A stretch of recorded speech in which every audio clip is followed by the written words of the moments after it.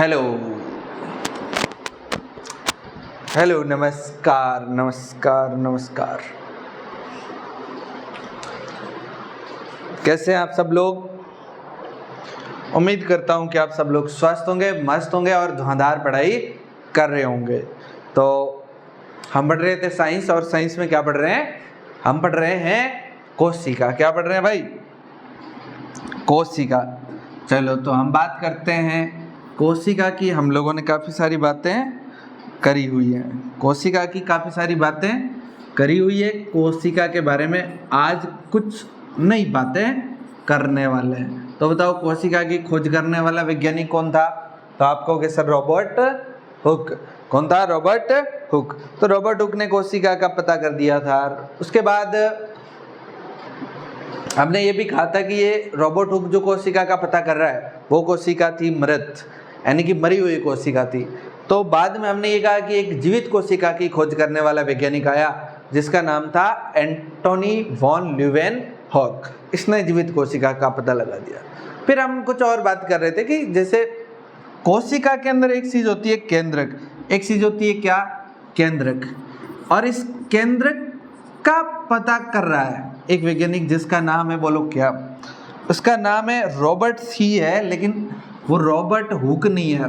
Robert Hooke नहीं है ये कौन है? रॉबर्ट ब्राउन है। ये रॉबर्ट ब्राउन है। ये किसका पता कर रहा है भाई? ये केंद्रक का पता कर देता है। ये किसका पता करता है भाई? केंद्रक का पता करता है। और ये बहुत बाद में करता है। 1665 में कोशिका की खोज की गई। 1665 के अंदर कोशिका की खोज रॉबर्ट हुक ने करी। लेकिन ये रॉबर्ट ब्राउन जो केंद्रक की खोज करता है, ये करता है 1831 के अंदर। कब करता है? 1831 के अंदर जाके ये किसकी खोज कर देता है? केंद्रक की खोज कर देता है। ये इंपॉर्टेंट बात थी। इसके बाद एक महत्वपूर्ण बात जो आती है वो आती है कोशिका सिद्धांत की, कि कोशिका सिद्धांत जो है वो कौन वैज्ञानिक दे रहा है? कोशिका सिद्धांत कौन दे रहा है? तो इसके बारे में बात करते हैं कि कोशिका का सिद्धांत देने वाला वैज्ञानिक कौन है। तो एक दिया कोशिका सिद्धांत, कोशिका का सिद्धांत दिया। और कोशिका का सिद्धांत दिया किसने? इसका प्रतिपादक कौन? प्रतिपादक कौन? तो प्रतिपादक कौन? तो स्लाइडेन व स्वान, ये दो वैज्ञानिक मिलके कौन सा सिद्धांत देते हैं? कोशिका का सिद्धांत। ये देते हैं 1838-39 के अंदर। 1838-39 के अंदर कोशिका का सिद्धांत दिया गया। इसके आधार पे इन्होंने बताया कि कोशिका जो है सजीवों के शरीर की क्रियात्मक एवं संरचनात्मक इकाई है। इन्होंने बताया कि कोशिका शरीर का आनुवांशिक जो पदार्थ है वो कोशिका के अंदर पाया जाता है। जो जीवों का आनुवांशिक पदार्थ है वो किस में पाया जाता था? कोशिकाओं के अंदर पाया जाता था। इसके बाद इसी को आगे बढ़ाने वाला वैज्ञानिक, कोशिका के सिद्धांत को आगे बढ़ाने वाला वैज्ञानिक, इसका एक समर्थक कह सकते हैं। क्या कह सकते हैं? समर्थक। और ये समर्थक वैज्ञानिक जो आया वो समर्थक था रुडोल्फ विर्चॉफ। ये वैज्ञानिक इसका क्या करता है? समर्थक। और ये महत्वपूर्ण बात कहता है कि कोशिका जो है, कोशिका जो है, ये रुडोल्फ विर्चॉफ कहता है कोशिका है ना, ये कोशिका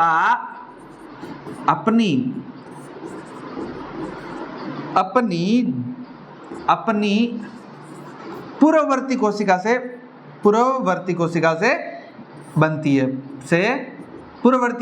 बनती है। ये कौन कहता है? रुडोल्फ विर्चॉफ कहता है। ठीक है ना। इसी तरह से हमारे पास एक और वैज्ञानिक आता है 1839 के अंदर ही। एक और वैज्ञानिक आता है 1839 के अंदर, जिसका नाम पुरकिंजे कहते हैं, जिसे पुरकिंजे। ये पुरकिंजे, जयपुरकिंजे कहा जा सकता है इसको, जयपुरकिंजे। ये जयपुरकिंजे जो वैज्ञानिक है, ये जो है ये आपका एक महत्वपूर्ण काम करता है। ये ये महत्वपूर्ण काम क्या करता है, ये कोशिका के अंदर एक द्रव पदार्थ खोजता है, एक तरल पदार्थ खोजता है, और जिसे हम कोशिका द्रव्य कहते हैं, जिसे हम क्या कह सकते हैं, कोशिका द्रव्य। ठीक है ना। तो जयपुरकिंजे ने किसकी खोज कर रहा है, ये जयपुरकिंजे कोशिका द्रव्य की खोज कर देता है, जिससे एक तरल पदार्थ देखा जिसे कोशिका द्रव्य या जीव द्रव्य कहा गया। तो जीव द्रव्य की खोज करने वाला जयपुरकिंज है। ठीक है ना। 1839 के अंदर ये इसकी खोज कर देता है। ठीक है ना। तो इस तरह से ये कुछ महत्वपूर्ण बातें होती है। ठीक है ना। चलो ये मिशिका गेट बंद रखो, गेट बंद रखो। हाँ, तो ये कोशिका का इन्होंने इतनी सी कुछ महत्वपूर्ण बातें थी। उसके बाद हम एक दो बातें और करते हैं कि कोशिका के आधार पे, इसके बाद जब इलेक्ट्रॉन माइक्रोस्कोप आ गए तो उसके बाद इसके अंदर बहुत सारी चीजें कोशिका के अंदर दिखी। पहले तो कोशिका जो सरल माइक्रोस्कोप थे उसमें तो कुछ थोड़े सिंपल कोशिका देख ली रॉबर्ट ब्राउन ने क्या देख लिया, आपका केंद्रक देख लिया, और पुरकिंजे ने उसके अंदर तरल भरा हुआ दिखा जिसे जीव द्रव्य नाम दे दिया। ये तो जीव द्रव्य देख लिया पुरकिंजे ने। और उसके बाद हम बात करते हैं कि कोशिका के आधार पे जो जीव है वो दो टाइप के, कोशिका के आधार पे जीव दो टाइप के। दो टाइप के कौन से, देखो, एक तो हम कह सकते हैं जिसे एक कोशिकीय जीव, एक कोशिकीय जीव जिनका पूरा शरीर, चाहे वो श्वसन करे, चाहे वे पोषण करे, चाहे कुछ भी करे, वो पूरा एक ही कोशिका से करे, यानी कि पूरा बॉडी जो बना हुआ है इन जीवों का वो एक ही कोशिका से मिलकर बना होता है। और एक होते हैं बहुकोशिकीय जीव। एक कैसे होते हैं, बहुकोशिकीय जीव। अब बताओ इनका क्या लफड़ा है। बहुकोशिकीय जीवों का अर्थ है कि इनके अंदर जितने भी जीव आते हैं बहुकोशिकीय जीवों में, ये सारे के सारे जीव एक से अधिक कोशिका से बने होते हैं, बहुत ज्यादा कोशिकाओं से। हम हैं तो हमारा शरीर लाखों करोड़ों कोशिकाओं का बना रहता है। ठीक है ना। तो जैसे इसमें दो नाम बहुत फेमस चलते हैं, एक तो अमीबा, एक पैरामीशियम। ये दो नाम बड़े फेमस चलते हैं। एक कोशिकीय जीव होता है पैरामीशियम, पैरामीशियम, ये दो नाम बड़े फेमस चलते हैं। ठीक है ना।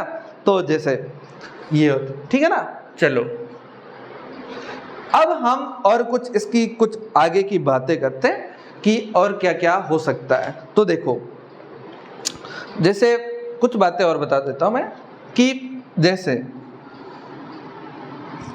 जैसे सबसे बड़ी कोशिका और सबसे छोटी कोशिका है ना, वो बेसिक सा बता देता हूं कि सबसे बड़ी कोशिका कौन है। बड़ी कोशिका, सबसे बड़ी कोशिका किसे कहते हैं? सबसे बड़ी कोशिका किसे कहते हैं? तो हम कहते हैं एक होती है शुतुरमुर्ग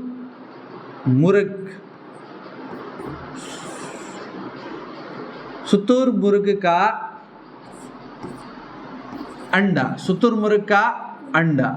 ये एक जीव होता है जिसका बहुत बड़ा अंडा होता है। वो शुतुरमुर्ग का जो अंडा है वो सबसे बड़ी कोशिका है। फिर आती है सबसे छोटी कोशिका। सबसे छोटी कोशिका कौन होगी? तो सबसे छोटी कोशिका माइकोप्लाज्मा।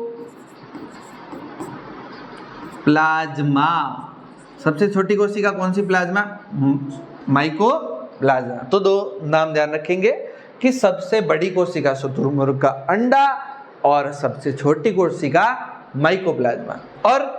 और एक इंपॉर्टेंट बात है, ये सुन लो कि क्या मानव के अंदर जो तुम लोग हो, मानव में सबसे बड़ी कोशिका, सबसे बड़ी कोशिका, सबसे बड़ी कोशिका मानव में, और एक हम कहेंगे सबसे छोटी कोशिका, छोटी कोशिका किसमें? मानव में। सबसे छोटी कोशिका कौन सी? तो दोनों का नाम कौन बताएगा भाई?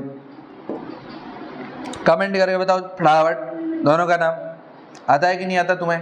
पता तो चले। चलो, कौन है सबसे छोटी कोशिका इन मानव? मानव में सबसे बड़ी कोशिका की बात करें तो ये आता है अंडाणु। कौन आता है? अंडाणु। अंडाणु, और इसको कहते हैं ओवम। ओवम सबसे बड़ी। और सबसे छोटी की बात करें ये होता है शुक्राणु। शुक्राणु जिसको कहते हैं स्पर्म। क्या है? स्पर्म। ठीक है ना? तो यहां पर ये महत्वपूर्ण कुछ फैक्ट थे जो मैंने आप लोगों को बता दिए। फैक्ट हैं ये, कुछ फैक्ट आप लोगों को मैंने बता दिए हैं। चलो, ये क्या थे? Fact, FACT, facts. Fact fact fact fact fact fact fact fact.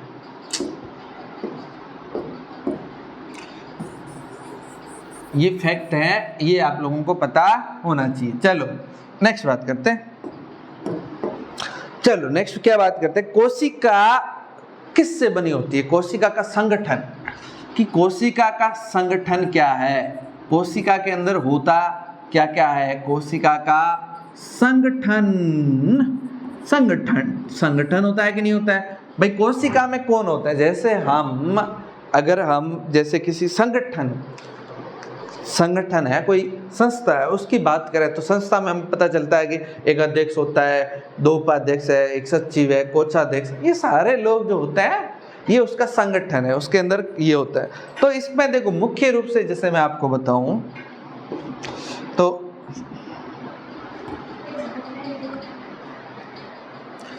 ये है, क्या है मुख्य रूप से? क्या है देखो, एक तो प्लाज्मा झिल्ली, एक तो प्लाज्मा झिल्ली, एक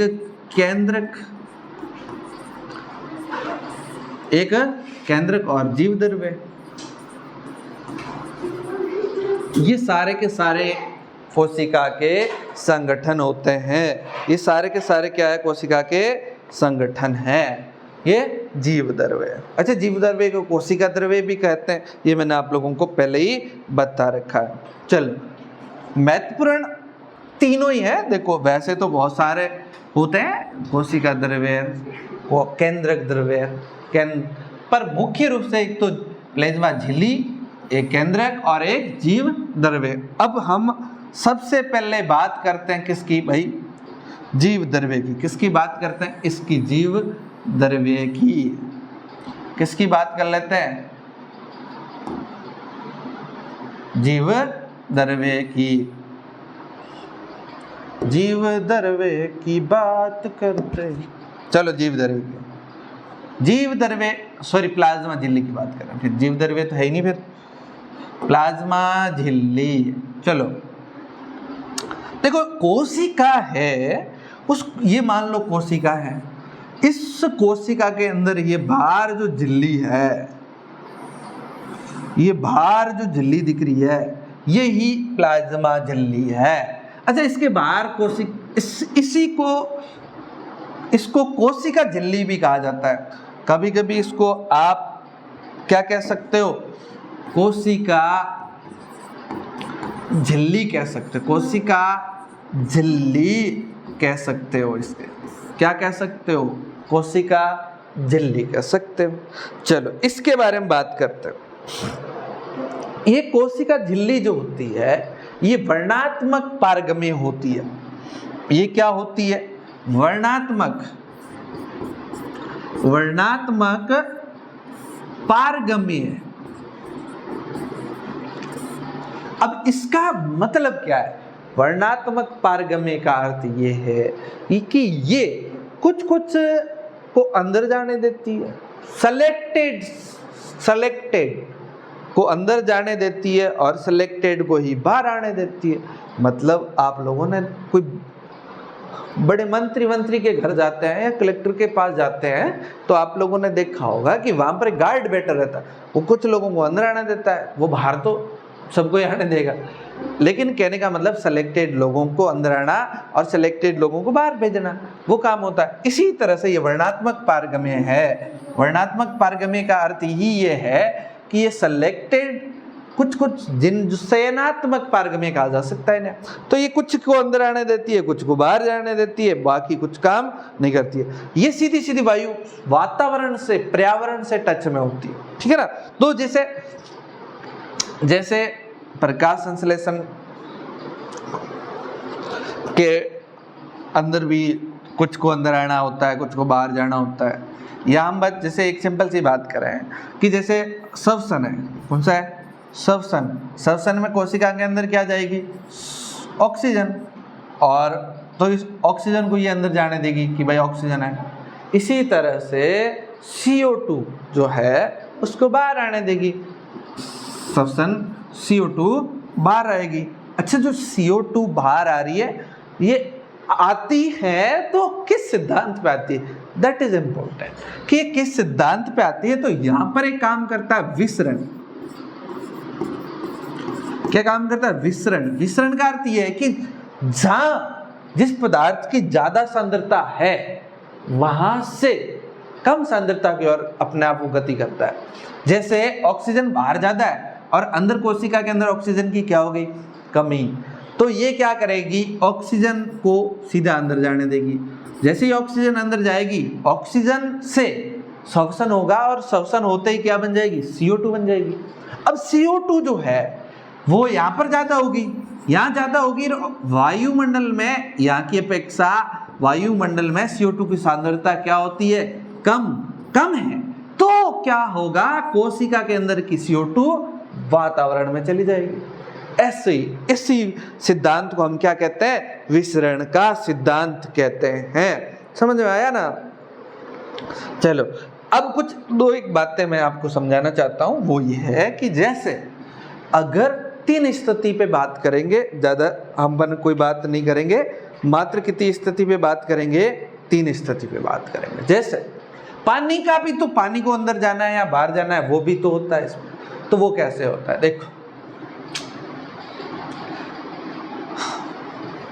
पानी जो जाता है वो जाता है परासरण के द्वारा, ये विधि है। अब ये क्या है? ये विसरण का ही प्रकार, विसरण जैसा ही है कि जैसे हम कहते हैं ना विसरण में अधिक सांद्रता से कम सांद्रता की ओर गमन विसरण है। लेकिन अगर वो गमन अधिक सांद्रता से कम सांद्रता की ओर जो गमन हो रहा है, वो गमन अगर आप लोगों का अर्धपारगम्य झिल्ली, किसी झिल्ली के द्वारा कंट्रोल होता है, किसी झिल्ली से होता है, तो वो आपका क्या कहलाएगा? परासरण। तो जल का भी ऐसा ही सीन है, किसके द्वारा होता है? परासरण उससे होता है। चलो इसको मिटाते हैं। नेक्स्ट बात क्या करते हैं? 3 स्थिति आपको बताने वाला हूं। अगर हम लोगों ने क्या किया? पहला काम किया हम लोगों ने क्या किया? पहला ही काम क्या किया आप लोगों ने? कोशिका को, यहाँ पे डायग्राम बनाता जाऊं, ये कोशिका है, ये क्या है? सेल का अर्थ होता है कोशिका। और कोशिका को हमने ऐसी जगह पे रखा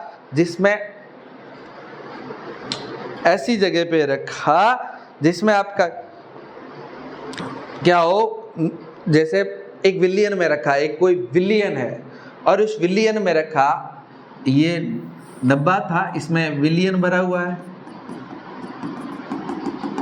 ऐसा विलियन भरा हुआ है जो विलियन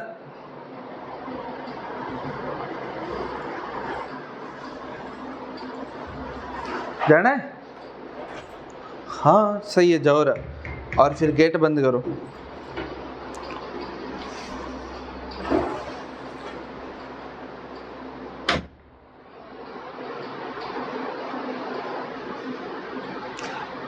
हाँ, सॉरी टू डिस्टर्ब, हाँ वो आपको थोड़ा सा डिस्टर्ब होना पड़ा। चलो, अगर ये विलयन ऐसा है जो तनु विलयन है, कैसा विलयन है? तनु। तनु जानते हो? तनु का अर्थ ये है कि इसमें जो घुला हुआ पदार्थ है, मान लो इसमें शक्कर घुली हुई है। क्या घुली हुई है? शक्कर घुली हुई है। ये लो शक्कर घुली हुई है, लेकिन शक्कर घुली हुई है, लेकिन अगर शक्कर पानी में कम घुली हुई है, एक पानी है और पानी में शक्कर घुली हुई है लेकिन कम घुली हुई है, तो ये विलयन क्या कहलाएगा? तनु। अब तनु है तो इसका मतलब ये है कि यहाँ पानी ज़्यादा है, पानी ज़्यादा है, ये पानी ज़्यादा, कोशिका में पानी क्या हो जाएगा? कम। तो क्या होगा? पानी अधिक सांद्रता से कम सांद्रता की, इसलिए कोशिका यहाँ से यहाँ पानी ज़्यादा है, कोशिका में कम है, तो पानी इधर ट्रांसफर होना शुरू हो जाएगा। तो पानी किस में चला जाएगा? कोशिका में चला जाएगा। पानी किस में चला जाएगा भाई? कोशिका में। इसलिए यहाँ पर कोशिका क्या हो जाएगी? फूल जाएगी। कोशिका फूल जाएगी, फूल जाएगी, मोटी हो जाएगी, मोटी फूल जाएगी। तो ऐसे विलयन को अपन अल्परासरण दाबी कहते हैं। ऐसा विलयन क्या कहलाएगा? यहां लिखता हूं, अल्प परासरण दाबी। ये अल्परासरण दाबी विलयन कहलाता है, विलयन कहलाता है। एक स्थिति में ऐसा करें, यहां पर आप क्या करो? सांद्र ले। यहां पर आप लोगों को क्या करना, जो विलयन ले रहे हो वो सांद्र विलयन लो। विलयन कैसा लो? सांद्र, सांद्र विलयन लो। अब तुम कहोगे सांद्र का अर्थ क्या है? सांद्र का अर्थ ये है कि जो आपने पानी लिया ना वो कम, पानी क्या होना चाहिए? कम। पानी लिया कम और चक्कर क्या ली? ज्यादा। और कोशिका में पानी क्या हो जाएगा? यहाँ पानी कम है, कोशिका में पानी ज्यादा। कोशिका में पानी क्या हो जाएगा? कोशिका में पानी ज्यादा। तो बताओ कोशिका से पानी किस बाहर आने की कोशिश करेगा? पानी कहाँ आएगा? बाहर। भाई कोशिका में पानी ज्यादा है, यहाँ पानी कम, तो बाहर आएगा। बाहर आएगा कि नहीं आएगा? जब ये बाहर आएगा तो कोशिका सिकुड़ जाएगी। इस स्थिति में कोशिका सिकुड़ जाएगी। कोशिका क्या हो जाएगी? सिकुड़ जाएगी। और इस को हम अति परासरण दाबी कहते हैं। क्या कहते हैं? अति परासरण दाबी कहते हैं। अति परासरण दाबी विलयन, दाबी विलयन कहा जाता है। और अगर हम ऐसा लें कि बराबर शक्कर और पानी की मात्रा बराबर मात्रा में घुला हुआ हो, यानी कि पानी जो इस विलयन में जितना पानी की सांद्रता है उतनी ही इस कोशिका में सांद्रता हो, यानी कि दोनों में बराबर हो, तो जितना पानी इस कोशिका में जाएगा वापस आ जाएगा। दोनों जगह बराबर है तो कहीं इधर उधर ट्रांसफर नहीं होगा, इसलिए इसे संपरासरण दाबी विलयन कहा जाता। संपरासरण दाबी विलयन कहा जाता है। आई बात समझ में आप लोगों को? ये बात संपरासरण दाबी विलयन। तो आपको समझ में आ गया कि कोशिका झिल्ली जो है वो पानी को कैसे अंदर आने देती है और कैसे बाहर जाता है उसमें से, इस पर हम लोगों ने कुछ बात करी। आई बात समझ है? ये जो कोशिका झिल्ली जो होती है ये बहुत सॉफ्ट होती है, मुलायम होती है, और ये कार्बनिक अणुओं से बनी होती है। कार्बनिक अणुओं से बनी होती है। जैसे मैं यहाँ लिख दूं, ये लिपिड और प्रोटीन की बनी है। ये किसकी? लिपिड और प्रोटीन की बनी है। लिपिड व प्रोटीन की बनी होती है। और ये क्या होती है? मुलायम होती है। और ये क्या होती है भाई? मुलायम, बहुत सॉफ्ट होती है, ज़्यादा हार्ड नहीं होती है। और ये हमें इलेक्ट्रॉन माइक्रोस्कोप से दिखाई दे सकती है। ठीक है ना? किससे दिखाई दे सकती है? इलेक्ट्रॉन माइक्रोस्कोप से दिखाई दे सकती है। और भाई ये सीधी सीधी वायु के टच में रहती है, पर्यावरण के टच में रहती है। ठीक है ना? किसके टच में रहती है? पर्यावरण के टच में रहती है। इसलिए कई जो जीव होते हैं, कई जो जीव है वो जैसे अमीबा है, ये अमीबा की कोई साइज नहीं है, ये यहाँ पर भोजन पड़ा है तो ये यहीं से खा लेता है, यहीं से खा लेता है, भोजन को ग्रहण कर लेता है यहीं से। और ये जो भोजन को ग्रहण कर रहा है, डायरेक्ट भोजन को ग्रहण करता है या किसी को बाहर निकालता है, तो भोजन को ग्रहण कर रहा है ना, इसे एंडोसाइटोसिस कहा जाता है, एंडोसाइटोसिस कहा जाता है, समझ आया ना। ये भोजन को डायरेक्ट कोशिका झिल्ली से ग्रहण किया जाता है तो इससे एंडोसाइटोसिस कहा जाता है, ठीक है ना। तो इस तरह से ये हमारी बात आती है प्लाज्मा झिल्ली या कोशिका झिल्ली की। और मैं आपको एक बात बताता हूँ, ये भारी परत नहीं है, इसके ऊपर भी एक परत पाई जाती है, इसके ऊपर एक परत पाई जाती है। ये जैसे ये हमने कोशिका, ये प्लाज्मा झिल्ली है, ये प्लाज्मा झिल्ली या कोशिका झिल्ली कहा जाता है इसको, ठीक है ना। इसके ऊपर भी एक परत पाई जाती है जिसका नाम है कोशिका भित्ति। क्या नाम है? कोशिका भित्ति, जिसको हम कह सकते हैं सेल वॉल। सेल वॉल ये हम पढ़ेंगे कल की क्लास में। तो आज हमारे लिए इतना ही काफ़ी है। उम्मीद करता हूँ कि आप सब लोगों को हमारी क्लास पसंद आ रही होगी, तो अपने मित्रों के साथ शेयर करें और अपना फीडबैक जो है कमेंट सेक्शन में ज़रूर दें कि क्लास आपको कैसी लग रही है, क्या क्या चीज़ें हम इम्प्रूवमेंट करें, किस तरह से क्या नया करें आपके लिए, वो आपके फीडबैक जो ज़रूर आप देवें और अपने मित्रों के साथ शेयर ज़रूर करें। Thank you very much.